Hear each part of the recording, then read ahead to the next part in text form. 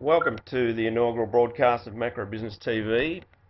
I'm your host, David Llewellyn Smith, otherwise known as Houses and Holes, and today we're joined by Professor Ross Garnaut to discuss a recent trip in China.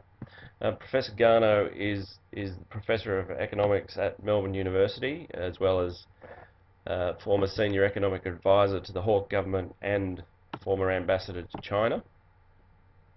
I'd like to begin, Professor, by asking you what your on-the-ground impressions were of the Chinese economy. Well, things are a bit soft at the moment, and there's a fair bit of pessimism, even a little bit of anxiety around. But China's like that. Moods are mercurial. At the moment, it's a bit downbeat. Well, we are seeing some of that in some of the economic indicators in the PMI and what have you. That's disappointed markets. But at the same time, there is still quite high levels of credit growth. How do you reconcile those two seemingly contradictory signals? There does seem to be some divergence between the money numbers and the expenditure numbers. And that does reflect some weakness, especially on the investment side for the time being. I don't think things are quite as bad as the mood. Certainly amongst foreign analysts of the Chinese economy, but a lot of Chinese themselves. There's a feeling that things can go down a bit from here. I'm not expecting a big dip. So the present levels of forecast growth around 8% or just under, are you comfortable with that? I think 7.5 is the latest official number. Might be a bit softer than that this year, but if it's much softer than that, the authorities will be concerned about it. They'd like to keep it up around or above 7, so we might get some policy support if it looks like ducking into a number with 6 in front of it. So you're gesturing there at more stimulus, clearly.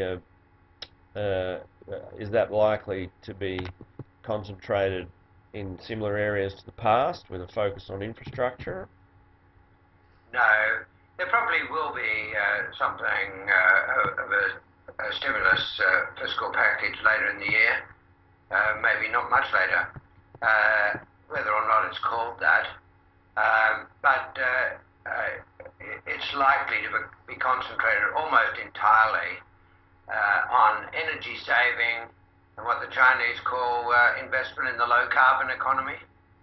So it's very different from the boost to infrastructure that drove the big packages after the global financial crisis and after the Asian financial crisis. So in that case, you clearly don't see even attempts to keep Chinese growth at robust levels benefiting commodity prices? Increased activity gives some boost to demand for commodities, but it won't be demand at the energy and metals intensive end of things. So it won't change the general story that comes out of recent structural change in China, which is that per unit of GDP growth, there's much less energy and metals in it than there used to be. So the story you touch on there, which is gaining credence in markets and has done so for the last 6 months or so, is of course Chinese rebalancing. Did your trip offer any further insight into how authorities are viewing that rebalancing project from investment towards consumption-led growth and what we might expect on that front in the next year or so?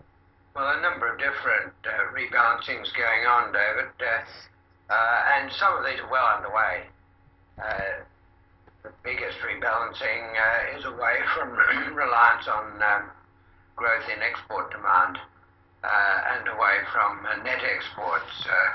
The current account surplus was just about 11% of GDP in the year before the financial crisis, 2007. That's way back below 3 now. Now it's in the range of large economies, below that of Germany and Japan. So you can say that bit of rebalancing is substantially done. Another bit of the rebalancing that's very important in policy is towards growth in rural incomes and away from the coastal areas. That's been the focus of gradually increased government expenditure, especially on rural services like health and education. But there's also the gradual introduction of an income safety net in rural areas.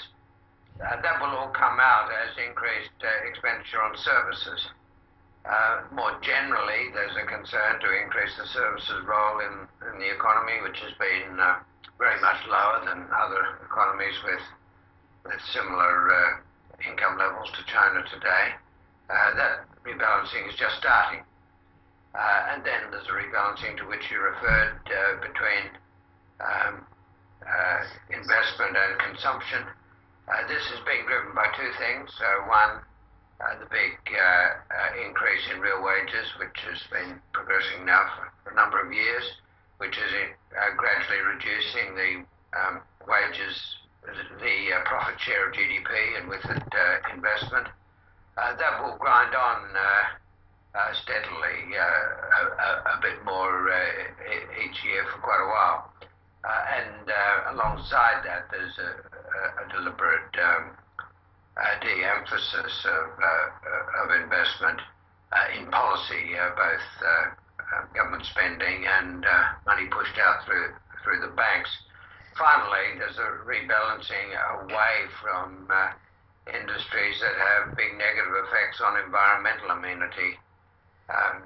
This has international and domestic dimensions. China's dead serious about making its contribution to the global greenhouse gas emissions mitigation effort, and they're making good progress on that, and that runs parallel with the concern to reduce local environmental impacts.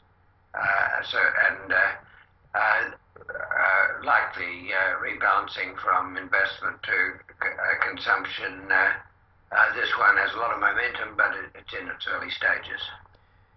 So do each one of those four or five rebalancings have particular implications for the Australian economy, or is there one specific standout implication? Well, all of them have the effect of reducing the energy and metals intensity of growth. The biggest contributor to that is the shift away from investment, because investment uses a lot more metals and energy than consumption, especially consumption of services. The environmental rebalancing, the concern for environmental amenity, both international and domestic, is particularly an issue for the Australian energy industries. It's a negative issue for thermal coal. In itself, it's a positive issue for natural gas because gas is favoured over coal as a low emissions source of energy. You mentioned thermal coal, and it's trading at some of its lowest levels for many years. At sort of mid $80 range. Can you see the price of thermal coal going lower still? I wasn't particularly focused on immediate price effects, but certainly the effect of all of the change that's going on in China, the structural change, is to quite radically change the trajectory of growth in demand for thermal coal from double-digit growth for quite a number of years to probably little growth at all from now on.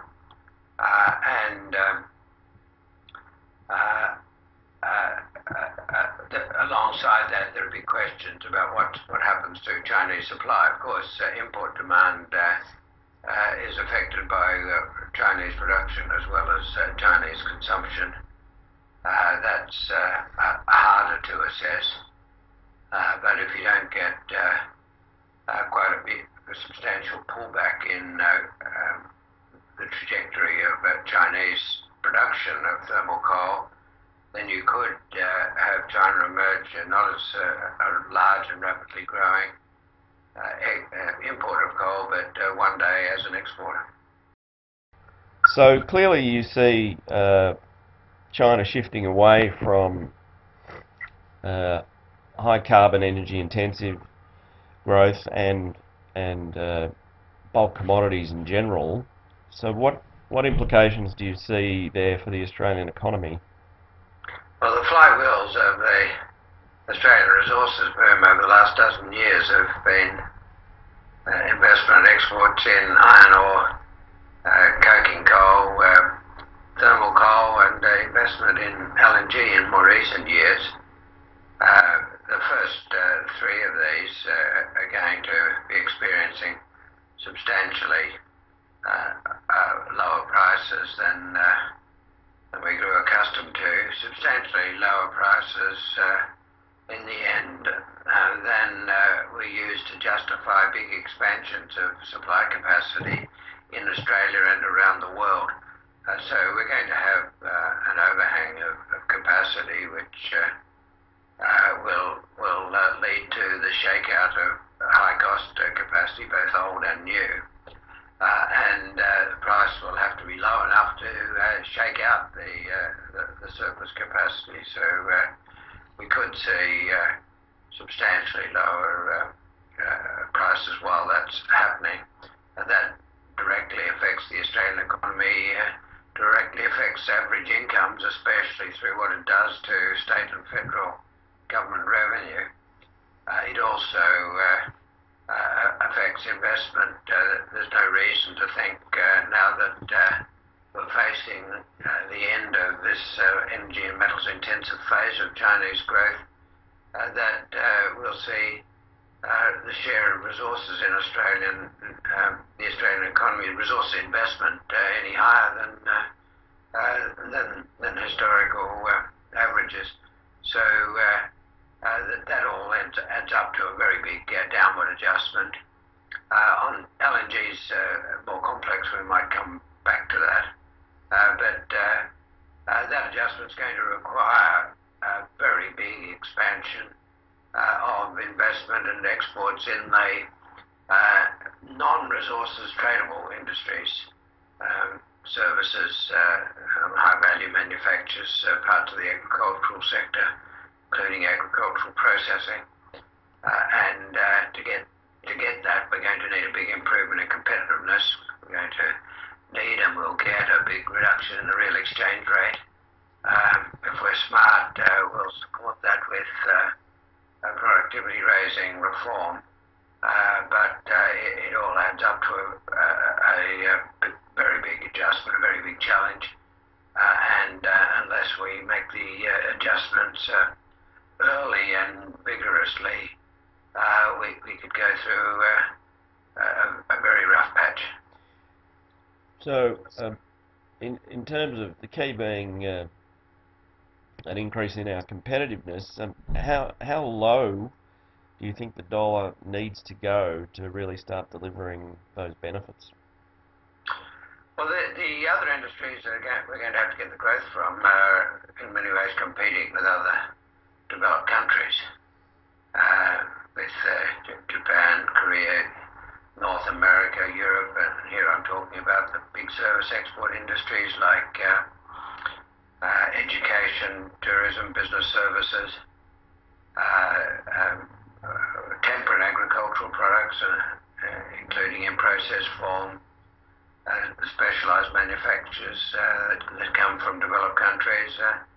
And so we'll have to get our real exchange rate much closer to historical levels against other developed countries, and that's a big change. Markets have their own logic, and they find things out for us as they make their adjustments. So you can never prejudge them, but I'm not going to be surprised by a real exchange rate adjustment in the range of 20 to 40% over the next few years.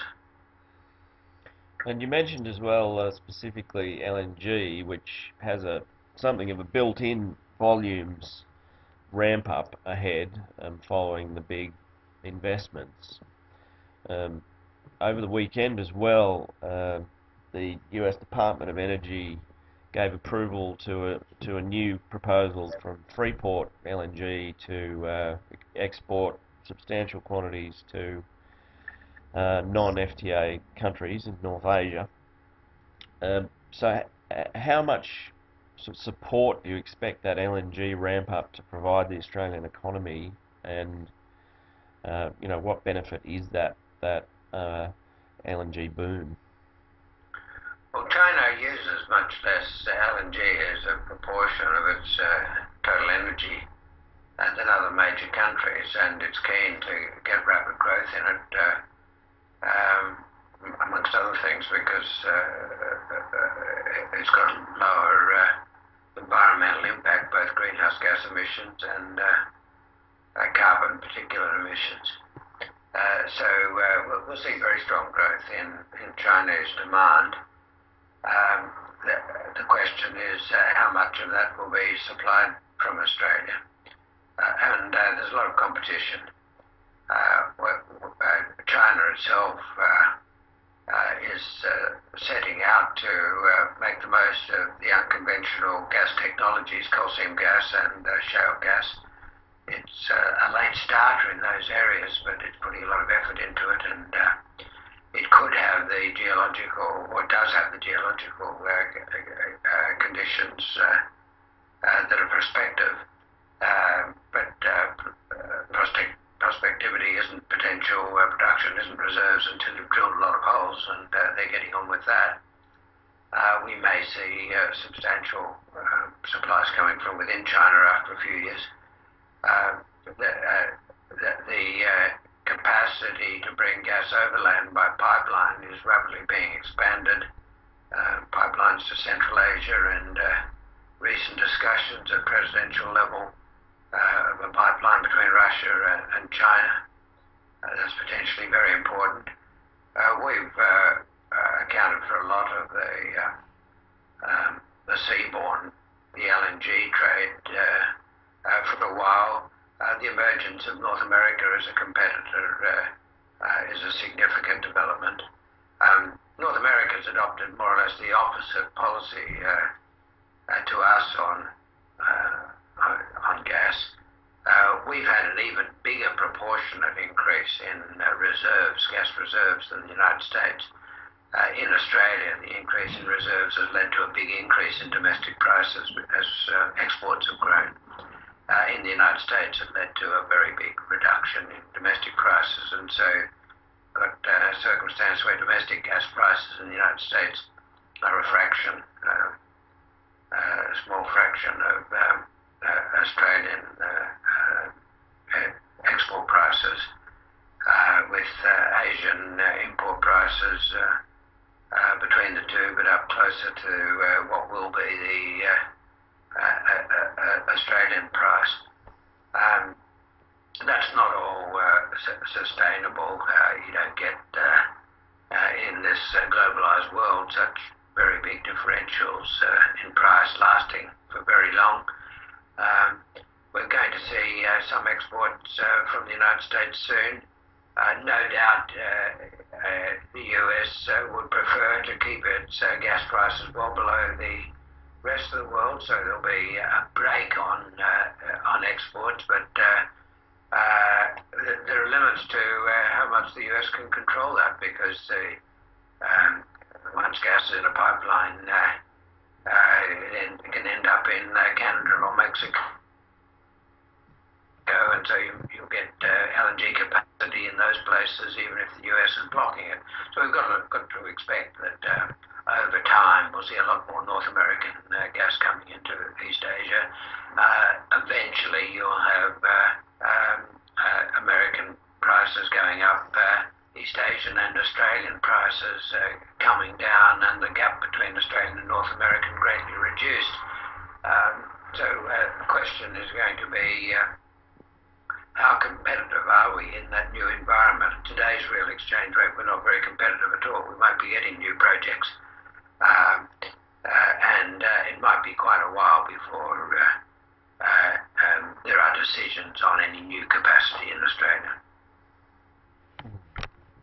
Some of the big projects that are already underway, Wheatstone for one, for example, are actually quite or they're at the more expensive end of the cost curve for LNG. Do you think that the steady shift of or balancing towards an equilibrium price, if you like, is likely to prove disruptive for current projects at all, or do you think they're secure? That depends on their pricing arrangements, and I'm not privy to the detail of that. Not many people outside the company is concerned are. To the extent that they are based on proportions of the oil price, there may be some protection. Although changes in the global energy supply and demand situation will also have downward effects on global oil prices, but the exposure of established Australian projects won't be as large and direct to international gas prices as they would otherwise have been. So you think that the oil-linked contracts that underpin most of these projects will hold in the new environment? No, I don't think it will hold completely. One would expect some downward pressure, but proportionally, I would expect less downward pressure on the East Asian oil price than the East Asian gas prices. All right, well, thank you very much for joining us this morning, Professor Garnaut. A pleasure to be with Macrobusiness's inaugural TV video. Thanks very much. Bye.